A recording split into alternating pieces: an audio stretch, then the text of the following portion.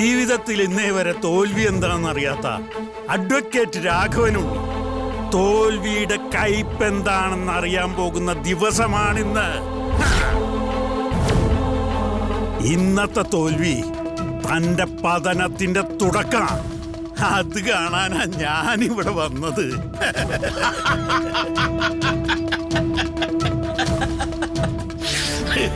താനെന്താടോ ഉറക്കപ്പായ നേരിട്ട് കഴിഞ്ഞിട്ട് പോതാണോ?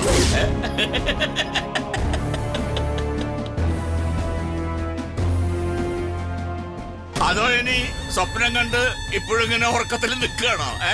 അല്ല, എനിക്ക് മനസ്സിലാവുന്നില്ല. അതൊരു സ്വപ്നമല്ല രാഘവനുണ്ണി വക്കീലെ.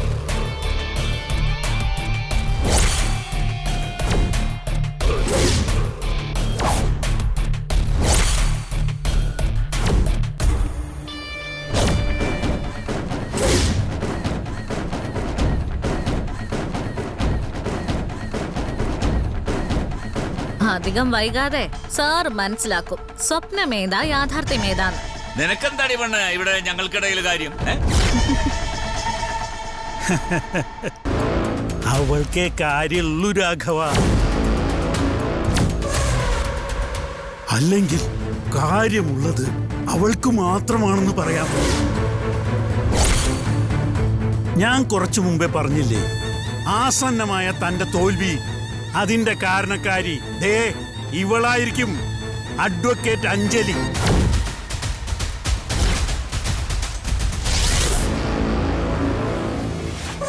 കുറച്ചുകൂടി വ്യക്തമായിട്ട് പറഞ്ഞാൽ, ഫോർമർ അഡ്വക്കേറ്റ് ശിവരാമകൃഷ്ണൻ നായരുടെ മകൾ advocate Anjali Sivaramakrishnan. Advocate Anjali Sivaramakrishnan. Advocate Anjali Sivaramakrishnan.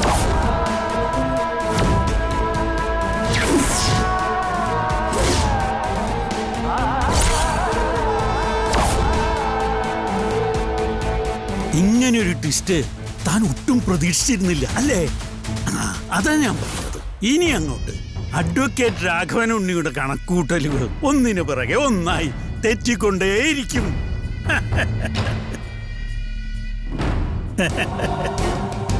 ഈ കാർത്തിക് പത്മ കേസ് അതിന്റെ ഒരു തുടക്കം മാത്രം. തന്റെ തകർച്ച തുടങ്ങി രാഘവ. ഈ തൊഴിൽ നിർത്തി തനിക്ക് സന്യസിക്കാൻ പോവാം.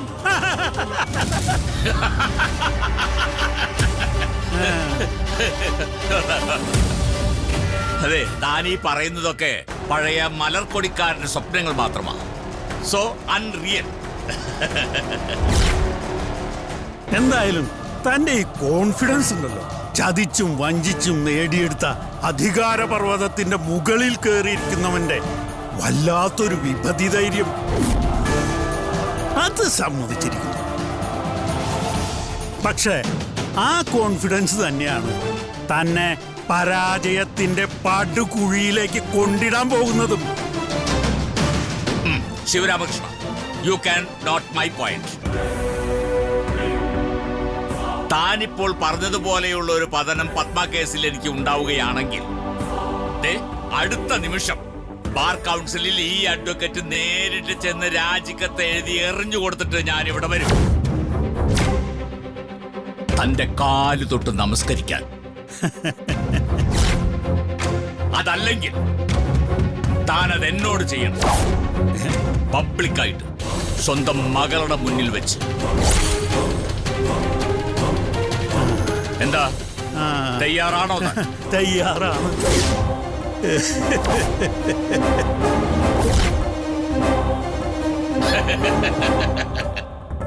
എന്നാ ശരി, നമുക്ക് കാണാം. കാണാം, തീർച്ച.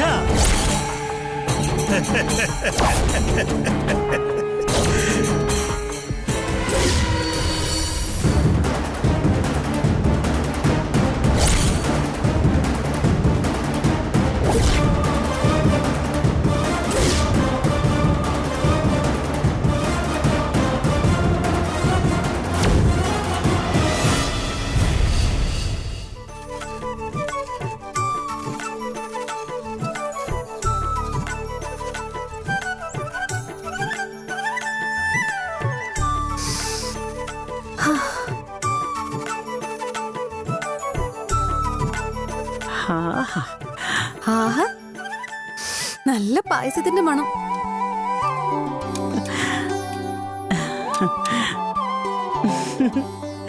എന്താ അമ്മായി, ഇന്ന് ആകെ സന്തോഷത്തിലാണല്ലോ. പിന്നെ സന്തോഷിക്കാതെ? ഇന്നത്തെ ദിവസം സന്തോഷിച്ചില്ലെങ്കിൽ പിന്നെ എന്നടി മോളെ നമ്മൾ സന്തോഷിക്കുന്നത്? അതെന്താ, പത്മയുടെ കേസിന്റെ കാര്യം ഓർത്തിട്ടാണോ അമ്മായിക്ക് ഇത്ര സന്തോഷം? അതിന് കേസിൽ ഇന്ന് വിധിയൊന്നും ആവില്ല കേട്ടോ. അതിനൊക്കെ ഇനിയും ഒരുപാട് സമയം വേണ്ടി വരും. അത് പിന്നെ എനിക്കറിഞ്ഞൂടെ? ഞാനേ ഒരു വക്കീലിന്റെ അമ്മ മാത്രല്ല, ഭാര്യയും കൂടിയാ. അത് നീ മറന്നു. ഓ, ആ വഴിക്കുള്ള സന്തോഷം ഇപ്പൊ കാര്യം പിടികിട്ടി. അതേടി, അതെ. അഞ്ജലി ഒരു കൂട്ടിന് വേണ്ടിയിട്ടാ ശിവരാമേട്ടനെ കോടതിയിലേക്ക് കൊണ്ടുപോയത്. എന്നാലും 10-15 വർഷത്തിന് ശേഷം ആ മനുഷ്യൻ കോടതിയിലേക്കെന്ന് പറഞ്ഞ് മോളോടൊപ്പം ഈ വീട്ടിൽ നിന്ന് ഇറങ്ങി പോകുന്ന കണ്ടപ്പോ സത്യം പറഞ്ഞ എന്റെ കണ്ണും കരളും നിറഞ്ഞുപോയി. ഞാൻ കുറെ നേരം വരാന്തയിലെ തൂണും പിടിച്ചു നിന്ന് കരഞ്ഞുപോയി. ഓ, നശിപ്പിച്ചു. ആ സന്തോഷത്തിന്റെ ഫ്ലോ അങ്ങനെ നിക്കട്ടെ അമ്മായി. ദേ, ഞാൻ വരുന്നത് വരെ അമ്മായി എത്ര ഹാപ്പി ആയിട്ടാ ഓരോന്ന് ചെയ്തോണ്ടിരുന്നെ. ഇനി ഓരോന്ന് ഓർത്ത് നിന്നിങ്ങനെ ചെണുങ്ങാതെ വേഗം പോയി ജോലിയൊക്കെ തീർക്കാൻ നോക്ക്. വെറുതെ സെന്റ് ഡയലോഗൊക്കെ അടിച്ച്. ആ, അത് ശരിയാ. ഞാനിങ്ങനെ വർത്താനം പറഞ്ഞോണ്ട് നിന്നാലേ അവരിങ് എത്തിയാലും 2ാം പായസം അടുപ്പത്ത് തന്നെ ഇരിക്കേയുള്ളൂ. ആ, 2ാം പായസോ? ആ, അതെ. അടയും സേമിയയും ഒന്നെടുത്താ ഒന്ന് ഫ്രീയാ.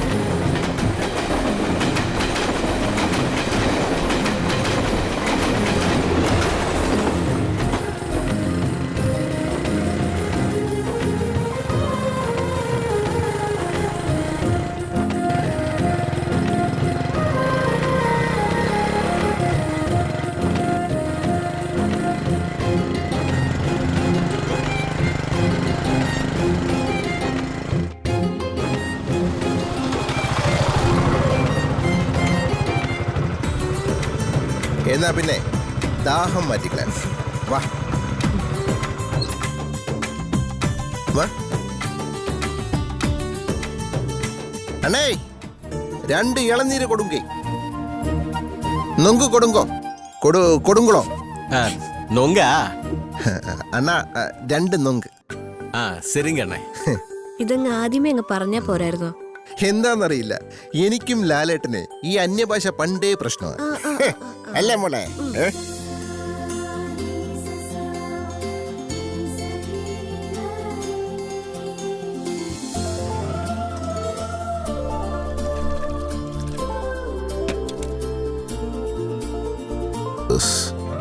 കൊതിയായിട്ടിരിക്കും.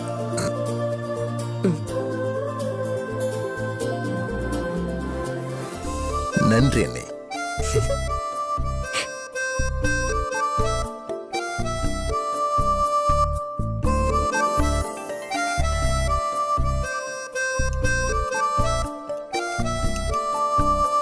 അതെ, നമ്മളിവിടെ കരിക്കും കുടിച്ചു നിന്നാ കോടതിയിലെത്താൻ ലേറ്റ് ആവൂലേ? ഈ കോടതിക്ക് എന്നാ ഉണ്ടായത്? അതൊക്കെ അതിന്റെ മുറ പോലെ അങ്ങ് നടന്നോളും. ഈ ജഡ്ജിയും വവ്വാലിന്റെ കോട്ടിട്ട വക്കീലന്മാരൊക്കെ അവിടെ എത്തിയ എഴുത്തുകുത്തുകളൊക്കെ തുടങ്ങുമ്പോഴേക്കും നമ്മളവിടെ എത്തൂലേ? എന്നാലും ഒരെന്നാലും ഇല്ല. നൊങ്ക് സാപ്പിടപ്പാ, നല്ല നൊങ്കല്ലേ? മാട്ടച്ചവ വാങ്ങിച്ചും പോയി വാങ്ങിക്കണ്ടായിരുന്നു.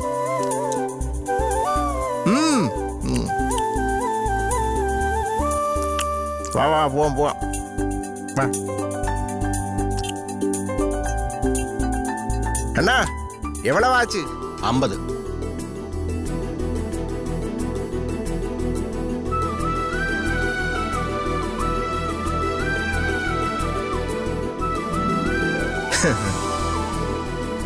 പത്മേ, ഞാൻ നമ്മുടെ രാഷ്ട്രപിതാവിന്റെ വാക്കുകൾ ഓർക്കുകയായിരുന്നു.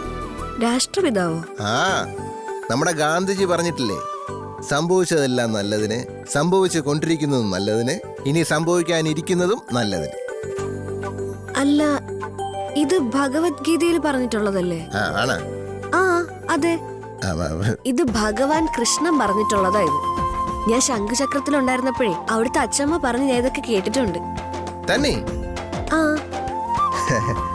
ആ, അതൊക്കെ പോട്ട്. അതിപ്പോ ഗാന്ധിജി ആയാലും കൃഷ്ണനായാലും പറഞ്ഞത് കാര്യമാണോ എന്നാണ് നമ്മൾ നോക്കേണ്ടത്.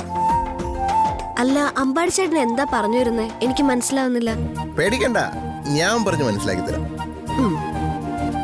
ഇപ്പൊ പത്മ ഇവിടെ തേങ്ങാപട്ടണത്ത് കൊണ്ടാക്കേണ്ടത് ആരായിരുന്നു? രാജീവ് അല്ലേ? ആ, ആ. പക്ഷേ അവന് വരാൻ പറ്റാതെ വന്നപ്പോ ആ പണി അഞ്ജലി സ്വയം ഏറ്റെടുത്തു. എന്നിട്ട് അഞ്ജലിക്ക് വരാൻ പറ്റിയോ? ഇല്ല. ഉം. അതാണ് പത്മയെ ഇവിടെ ഈ തേങ്ങാപട്ടണത്ത് കൊണ്ടാക്കാനും ഇന്ന് പത്മയെ കോടതിയിലേക്ക് തിരികെ കൊണ്ടുപോയി ആക്കാനുള്ള ഒരു മഹായോഗവും ദൈവം എന്റെ തലയിലാണ് എഴുതി വെച്ചേക്കുന്നത്, നോട്ട്ബുക്കിൽ. അതാണ് ഞാൻ പറഞ്ഞത്, സംഭവിച്ചതെല്ലാം നല്ലതിന്, സംഭവിച്ചുകൊണ്ടിരിക്കുന്നത് നല്ലതിന്, സംഭവിക്കാൻ പോകുന്നത് നല്ലതിന്. ഇപ്പൊ പിടികിട്ടിയാ? ഇല്ല. ഇല്ലേ? ആ, അതൊക്കെ പോട്ടെ, ഒരു സംഭവം കാണിച്ചു തരാം. അയ്യോ, ഞെട്ടും.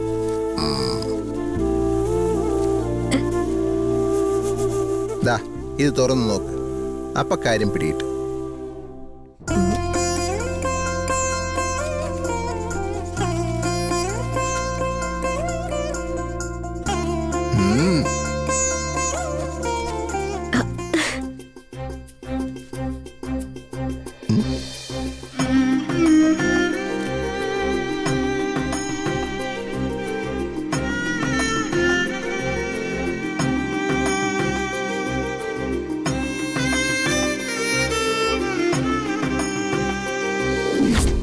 എനിക്ക് പ്ലാസ്റ്റിക് വളകളെക്കാളും കറുപ്പും ചുവപ്പും കുപ്പിവളകളാണ് ഇഷ്ടം. അപ്പൊ സംഗതി വർക്കൗട്ടായോ?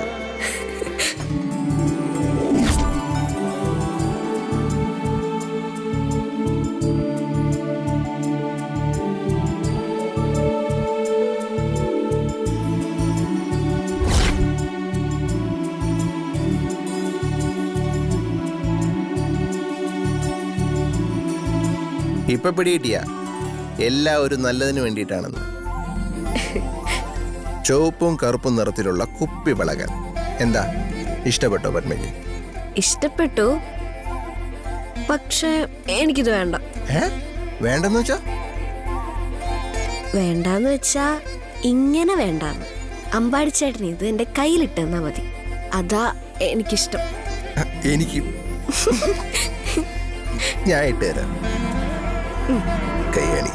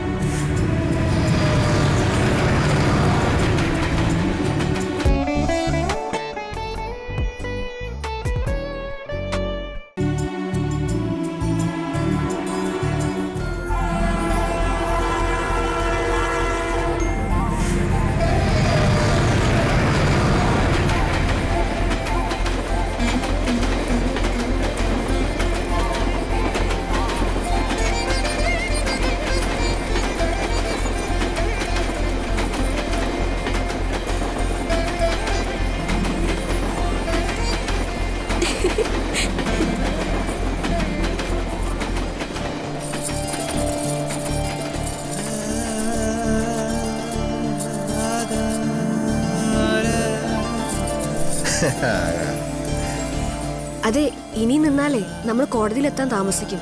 എന്നാ പിന്നെ ഇന്നത്തേക്ക് തൽക്കാലം ഇത്രയും മതി. അടുത്ത തവണ ഞാനൊരു കളർഫുൾ ധാവണിയും കനകാംബര പൂവും സെറ്റാക്കാം. കംപ്ലീറ്റ് ഒരു തമിഴ്നാട് സെറ്റപ്പ് ആയിക്കോട്ടെ. എങ്ങനെയുണ്ട് എന്റെ ഐഡിയ? ഒന്ന് പോ ചേട്ടാ അവിടുന്ന്.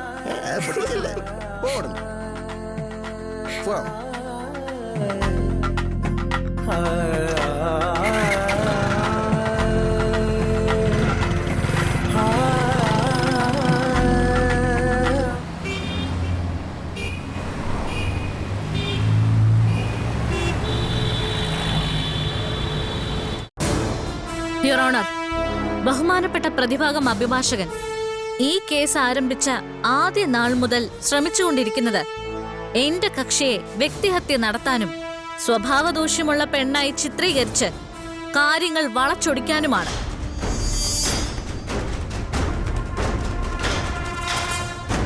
എന്നാൽ ഈ കേസിൽ പരാതിക്കാരിയുടെ വാദങ്ങൾ സാധൂകരിക്കുന്ന സോളിഡായ എവിഡൻസ് ആണ് കേസിലെ 5-ാം പ്രതിയായ മുരളി നൽകിയ മൊഴി.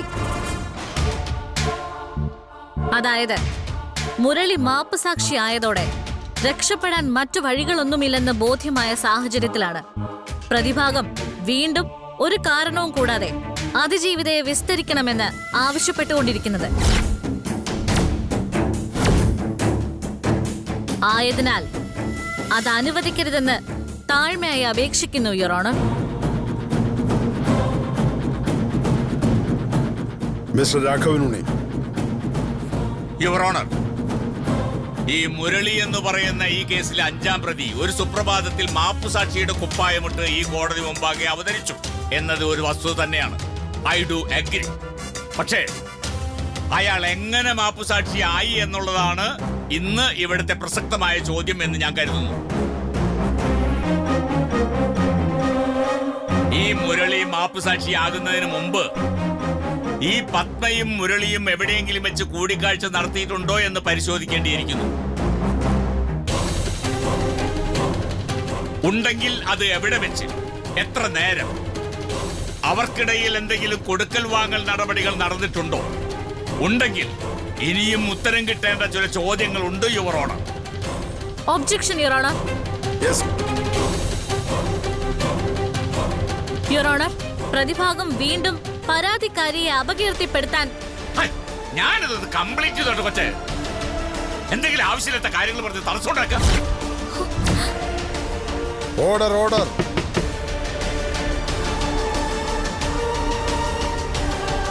Sorry your owner.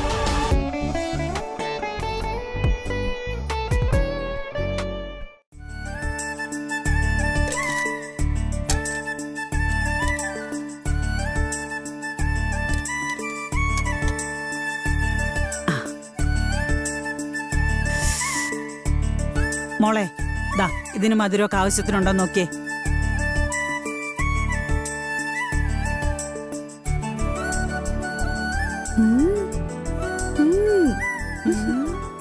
ഉഗ്രൻ. അല്ലെങ്കിലും അടപ്രഥമന്റെ കാര്യത്തില് അമ്മായിയെ വെല്ലാൻ വേറെ ആരുമില്ല. ആ, അത് നീ എന്നെ ചുമ്മാതൊന്ന് പൊക്കി അടിച്ചതല്ലേ. ഞാനും നോക്കട്ടെ. ഒരല്പ ഉപ്പ് കൂടി ചേർക്കാം. പായസത്തിൽ ഉപ്പോ? അതൊന്നും അറിയില്ല അല്ലേ? അതെ, പായസത്തിൽ എല്ലാ രുചിഭേദങ്ങൾ അറിയാൻ വേണ്ടിട്ടാ ഒരു നുള്ളുപ്പ് ചേർക്കുന്നത്. നീ ഇത് ഓർത്തു വെച്ചോ. പായസത്തിൽ മാത്രമല്ല, എല്ലാ വിഭവങ്ങളിലും നമ്മളിങ്ങനെ ചെറിയ ചെറിയ പൊടിക്കൈകൾ പ്രയോഗിക്കും. ഈ സാമ്പാറിനെ പൊടിക്ക് പഞ്ചസാര ചേർക്കുന്ന അതുകൊണ്ടാ. അങ്ങനെ മോൾക്കറിയാത്ത പല സൂത്രപ്പണികളും ഈ അടുക്കളപ്പണിയിലുണ്ട്.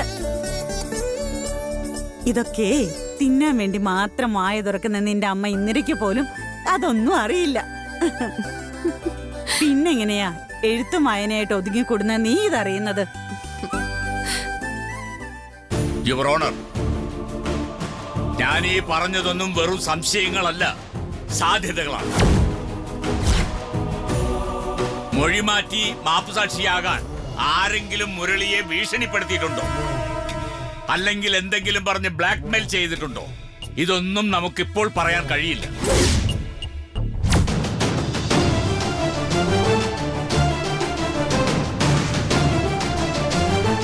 ഞാൻ ഈ പറഞ്ഞ ദുരൂഹതകളുടെ ചുരുളഴിക്കാൻ പരാതിക്കാരിയായ പത്മയെ പ്രതിഭാഗം വക്കീൽ എന്ന നിലയിൽ എനിക്ക് ക്രോസ് ചെയ്തേ മതിയാകൂ.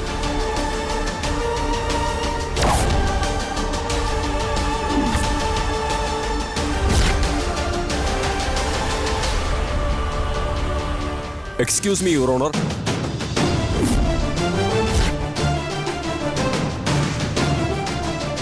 കോടതി സമക്ഷം ഈ കേസുമായി ബന്ധപ്പെട്ട ഒരു സുപ്രധാന അപ്ഡേറ്റ് അറിയിക്കാനുണ്ട്. What's it? യുവർ ഓണർ, തമിഴ്നാട്ടിലെ തക്കലയ്ക്ക് സമീപം ഇരണിയൽ ഭാഗത്ത് റെയിൽവേ ട്രാക്കിൽ മരിച്ച് ചിന്നിച്ചിതറിയ നിലയിൽ ഒരു മൃതദേഹം കണ്ടെത്തിയതായി ഇൻഫർമേഷൻ കിട്ടിയിട്ടുണ്ട്.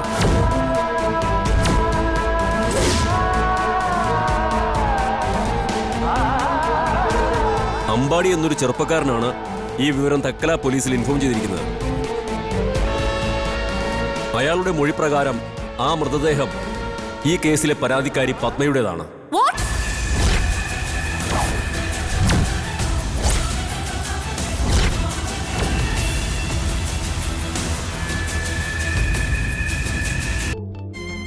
ഇല്ലെങ്കിൽ എനിക്ക് ഭ്രാന്ത് പിടിച്ച് ഞാനതെല്ലാം കൂടെ തല്ലി പൊട്ടിക്കും.